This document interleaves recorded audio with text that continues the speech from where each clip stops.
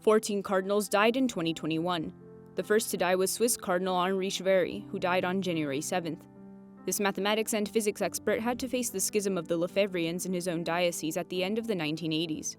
Less than a week later, on January 13th, COVID claimed the life of Brazilian Cardinal Eusebio Oscar Scheid. The 88-year-old had been the Bishop of Rio de Janeiro. On April 2nd, Cardinal Christian Wigan Toomey, the first cardinal from Cameroon, died. He was one of the most dedicated figures in his country's search for peace. A few months earlier, he had been kidnapped and held hostage for several hours for having encouraged children to return to school after an attack that killed several students. Also in April, on the 10th, Australian Cardinal Edward Cassidy died. He was 96 years old. John Paul II named him the Vatican's third highest-ranking official in 1988, and a year later, the president of the Pontifical Council for the Promotion of Christian Unity. The Cardinal was involved in the drafting of the Joint Declaration on the Doctrine of Justification with the Lutheran World Federation. Cardinal Sebastian Kotokorai died on April 17th at 91 years old. He was the Bishop of Mohales Hoke in Lesotho. Pope Francis had created him cardinal in 2016. 10 days later, on April 27th, South Korean Cardinal Nicholas Chung Jin-suk died at 89 years old. The former Archbishop of Seoul was created cardinal by Benedict XVI. On May 29th, illness claimed the life of Brunei's first cardinal, Cornelius Sim. This engineer was also the first bishop born in Brunei, a Muslim-majority country in Southeast Asia. Cardinal Laurent Monseno Passinia from the Democratic Republic of Congo died on July 11th when he was 81 years old. He was a staunch defender of human rights in his country during Mobutu Sese Seko's dictatorship. For 5 years, he was part of the Council of Cardinals created by Pope Francis to reform the Vatican Curia.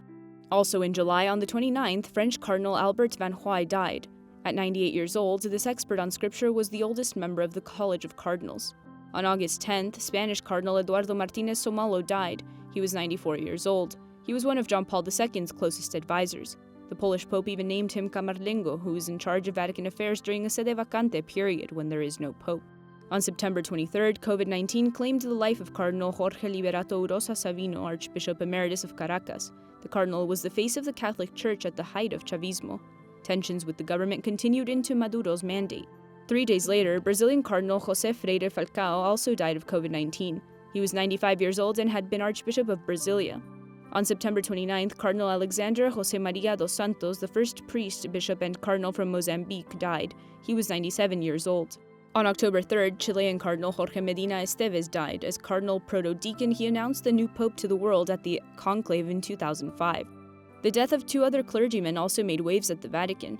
The first was Jesuit priest Dan Swami, who died on July 5th in a hospital in Mumbai, India. He was 84 years old and had been in prison since October 2020. The government arrested him for defending the fights of the indigenous Adivazis in Jharkhand. Then in December, Nuncio Aldo Giordano died.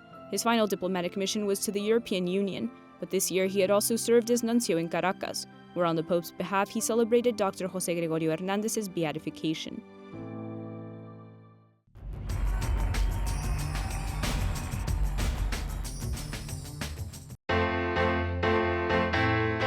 Would you like to see the Pope up close and personal? Download the Rome Reports app right now on your phone.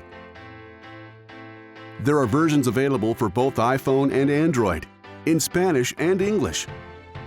You will receive the best images of Pope Francis every day right to your cell phone, including his daily homily, his trips around the world, his meetings with global leaders, his acts of mercy to the needy. All this in a short and direct format, brief videos of 1 to 2 minutes, so you can watch wherever you are. Open your cell phone now, download the Rome Reports app, and follow Pope Francis everywhere.